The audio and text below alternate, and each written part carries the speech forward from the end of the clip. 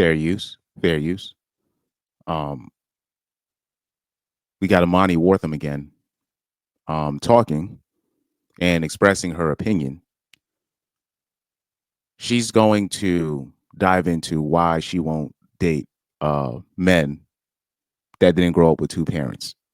Now, I've already done a live stream on this, and so the people that follow my live stream should already know my opinion, but I did want to share the video since it is making its rounds again on the internet. So let's take a listen to what she has to say about this. Oh, I don't even have the tab open again.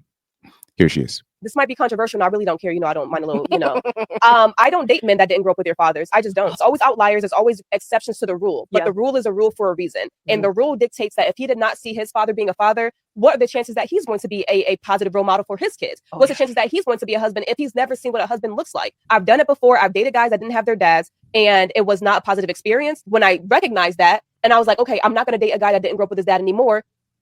Positive. And that's the thing too. I think so many women are so afraid of setting a standard because it's going to eliminate a lot of men. But it doesn't matter if it eliminates most men, because you're not dating or marrying most men. Right. You're only dating or marrying one man. I think elimination is your best tool. Have high standards so that you eliminate most. So then you don't have to go through your entire 20s, your 30s dating every single man. It's an important standard, and I love that it's your preference. But man, that would cut out a lot of people. But I'm also nervous, like, would it cut out 95% of Black men? But here's the thing, I don't know the stats, so y'all don't kill me about it. But I really would like to know the stats of how many men grew up in a two-parent household. I'd be curious to know, or grew up with their fathers. The nerve. That's all I'm gonna say. When I first saw this video, I was like, the nerve. I was like, I literally, right? I literally was like, the nerve, particularly. And I don't really want to make it a race thing, but particularly from Black women, that is rich. That is rich. Now, like I said, you can have your preferences, but we're going to be logically consistent here.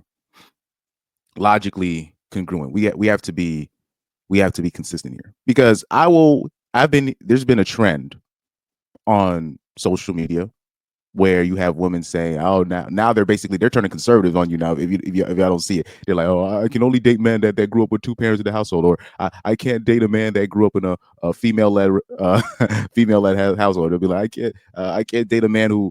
Basically, the constant theme is they cannot date men. They're complaining about men that grew up and have a good relationship with their mom, or they feel like they're too close to their mom, or they're too close to their sister, or they're too close to the females in their relationship. Even if they do come from a two-parent household, they always say it's a red flag if a man leans towards his mother's judgment, or his mother's support, right? Or if the mom is too close to him, right? So that's been the running constant theme for the past couple of months I've been watching. So I've been diving into that. So now when I hear women say stuff like this, you guys need to ask them the following question. Because this is how I usually get people.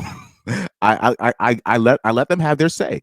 I let them have their say, but you have to stand on what you said. And once you challenge it, you find out they're whatever that they're looking for is just for their own selfish advantage, right?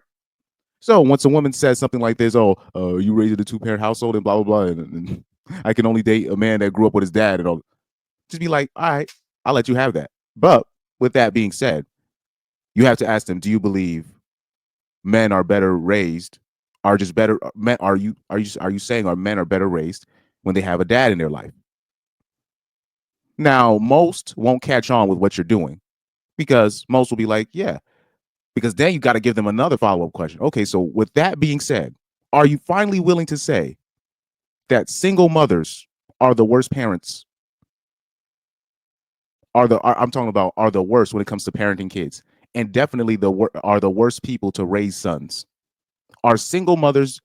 If you're willing to say that, are you willing to also say that single mothers are the worst candidates to raise kids, particularly sons? And not only that, are you willing to hold the family courts negligible, right, of child abuse, for awarding custodies of sons to single mothers?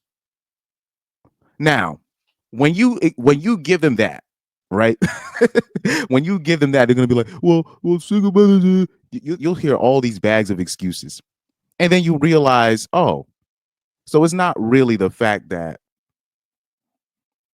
it's not even a fact that you really want a dude raised. You have problems. The real reason why you have problems with men with women in their lives, particularly their mothers and their sisters, is because you want to be able to manipulate without any interference from women catching on onto your game. You want to be able to manipulate without no interference. The reason why you don't like men that grew up in a female influence is because they act like you. They act like women. That's another thing that you give someone like. So you are saying he doesn't a man that doesn't I guess because if it's a man that doesn't know how to properly be a man because he didn't raise up with a dad, right? So I would literally was also ask. So are you saying that because he acts like a woman, that's why you think it's a red flag? So it's so you say women are that means a woman. So to be feminine is basically a liability. To be a woman is to be a walking liability. Your words, not mine. You know what I'm saying? So it's like, what are you so because that's what you're saying with your words. But the actuality of the situation is, I don't know if that's a word. I got that from Bow Wow when he was imitating 50 Cent. But the reality of the situation is she's looking for, like Amani, she's looking for a rich trick.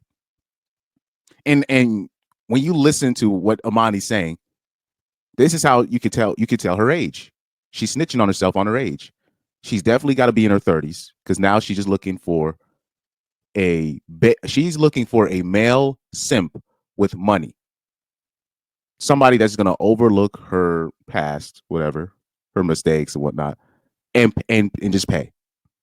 That's what she's looking for. She's not looking for male guidance, male leadership, male protection, male spirituality, right? The she's not looking for all those things. She's looking for a trick under the guise of, oh, he needs to be a quote unquote provider. Right? So let's listen to the video one more time and we'll dissect it. Controversial, and I really don't care. I don't mind a little, I don't date men that didn't grow up with their fathers. I just don't. It's always outliers. It's always now when you see women say, I don't date men that don't do this, or I don't date men that don't do this, just add the caveat anymore. So when people talk about, body counts, right? She kind of snitches on herself. And you're going to see it. You're going to, because I'm already jumping to that conclusion because I'm already used to women say, oh, I don't date men that don't do this. When they say that, just add the caveat anymore, because I would always ask, how do you know that? How do you know that? And you're going to have to explain, how do you know that? Oh, from my, and this is where they'll start hesitating, because if you're going to say from my experience, then you're going to show that you ran through. Or if not, or then if you lie and just say, oh, from I heard, then it's secondhand. Now your source is not reliable. This is how you catch up people, bro. It's really easy. And by the way, I don't catch up people because most of my tactics when it comes to stuff like this is not from debating women. Believe it or not, it is from, because I had there used to be athletes I would follow when I was a kid, right? Athletes that the normies would rip on because the media told them to rip on them. And I would question the normies when I was a child. I would question the normies. Okay, why do you hate Terrell Owens? Or why do you hate Allen Iverson? Oh, why do you hate Mario Balotelli? And then they'll tell me something. And I'm like, oh, you mean the same news site that said this about your favorite player? Oh, well, they're wrong about, but not. Oh, okay. So it would be I used to literally masterfully dissect men. I'm talking about men when they would rip certain athletes but protect their own and try to create the narrative where their favorite athlete can do no wrong, but mine is my favorite athletes are the devil. But anyway, that's a bit of a side. But that's how I a lot of these arguments, a lot of these things I can pick up on is because I'm just so used to the media manipulating and creating certain narratives. Now, women are the same. Women are no different. Women are no different. Doing the same exact thing, same script. It's not even same script, different play. It's the same script, same play, copy and paste. This is what people do.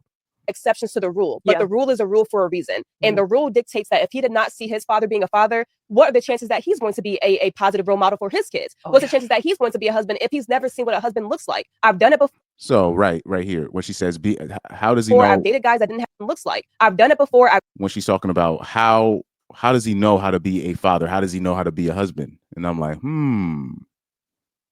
interesting choice of words. Because I would like to ask Amani Wortham, what do you think a father is? What do you think a husband is? And I'm pretty sure she's going to go through, she can't even get outside of the top 2 or top 3 without her mentioning anything. She cannot get outside of the top 3 reasons without mentioning anything financially wise. It's going to be every code word. It's always, he needs to have ambition and he needs to show potential and provision. Basically, all these code words behind, he needs to give me money. He needs to give my kids money. She's not even going to say our kids. She's going to say my kids money. You know what I mean? That's basically what she's because especially what Amani's looking for. She's looking for provider, right? Quote unquote provider. I've done it before. I've dated guys that didn't have their dads, and there it is. There it is, guys. There it is. I've done it before. Oh yeah, we know. You know the Pookies, the Tyrones, and on top of that, you guys know that Amani Wortham, she lives in LA. Atlanta. This is why I tell people, do not listen to particularly female dating podcasts or female dating gurus or life coaches, personalities, etc., that are from Atlanta or that moved to Atlanta, because in her case, she moved to Atlanta. She doesn't understand what a real man is. She lives in Atlanta.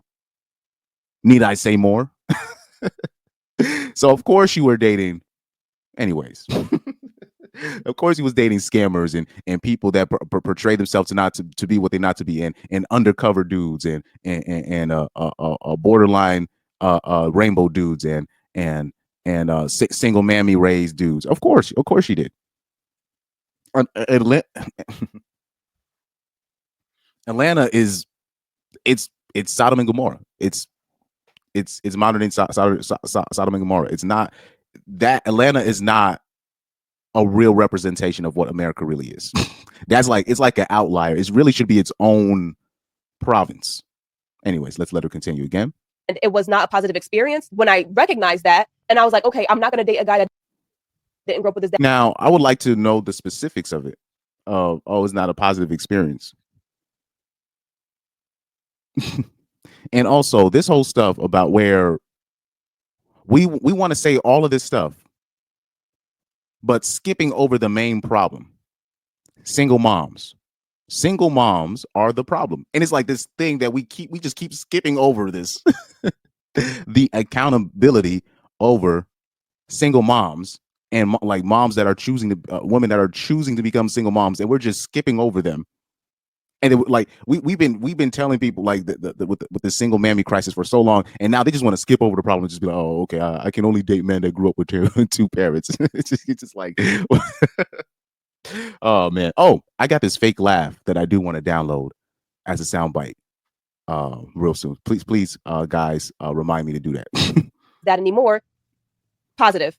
And that's the thing too. I think so many women are so afraid of setting a standard because it's going to eliminate a lot of men. But it doesn't matter if it eliminates most men, because you're not dating or marrying most men. Right. You're only dating or marrying one man. I think.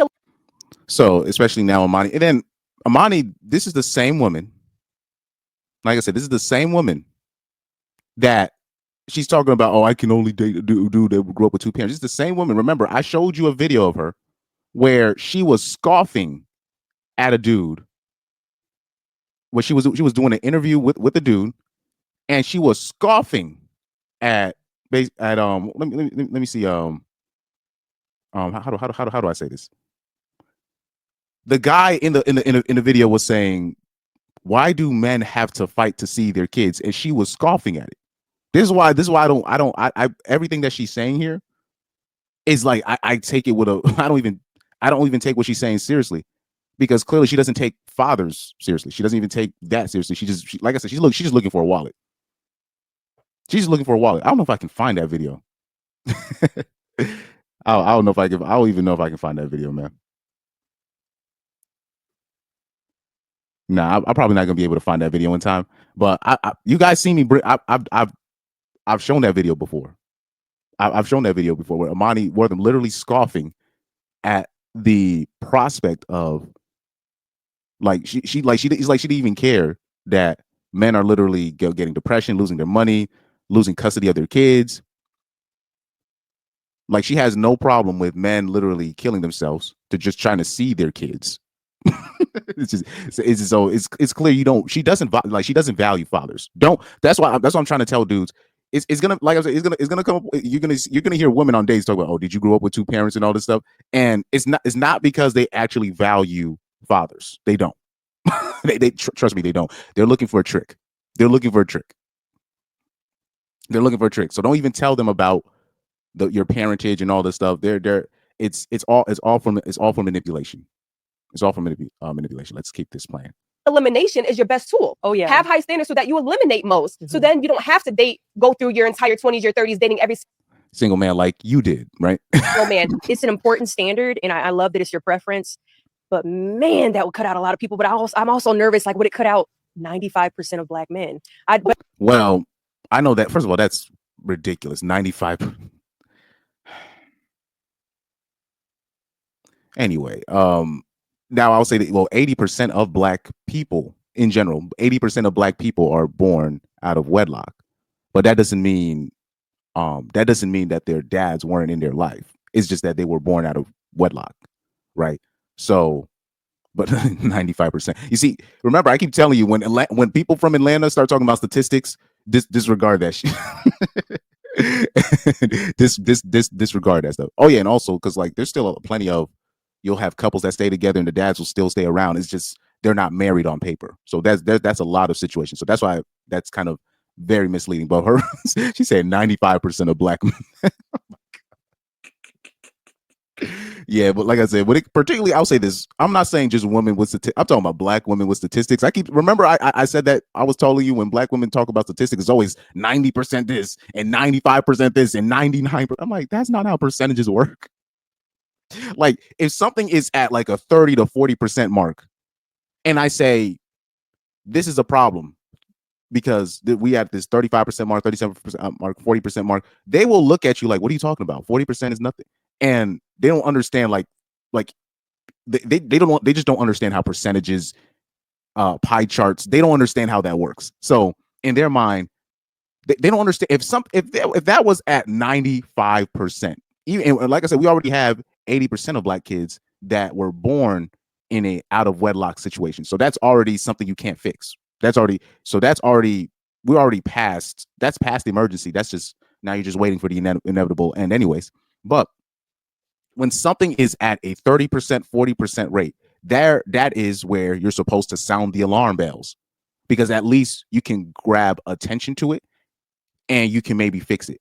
But when something hits 80 to 85%, 90, there's nothing you can do about it. It's just, you're just waiting for the inevitable death. So particularly black women will when they talk about percentage, they will say 90, 95%. I'm like, if it's at 90, 95% or whatever problem that you're talking about, that means there's nothing you can do about it.